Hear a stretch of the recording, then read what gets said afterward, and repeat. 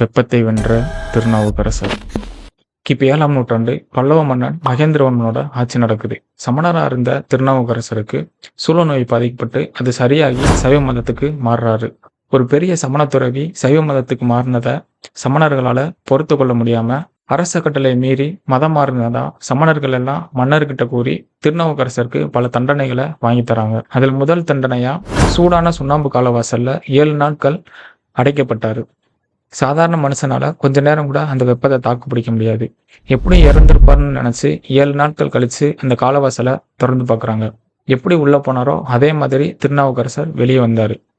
அந்த கொதிக்கிற இடத்துலயும் திருநாவுக்கரசர் இறைவனோட திருவடியை எண்ணி மாசில் வீணையும் மாலை மதியமும் வீசுதன்றலும் வீங்கில வேணிலும் மூசு வண்டரை பொய்கையும் போன்றதை ஈசன் எந்தை இணையடி நீழலே. இந்த பாடலை பாடி சூழல் எப்படி இருந்தாலும் இறைவனை எண்ணி மன உறுதியோட இருந்தா எதையும் வெல்லலான்னு திருநாவுக்கரசர் நிரூபிச்சாரு. இது மட்டும் இல்லாம பல தண்டனைகள் அவருக்கு விதிக்கப்பட்டுச்சு. அதெல்லாம் அடுத்தடுத்த காணொளியில பார்ப்போம். நன்றி.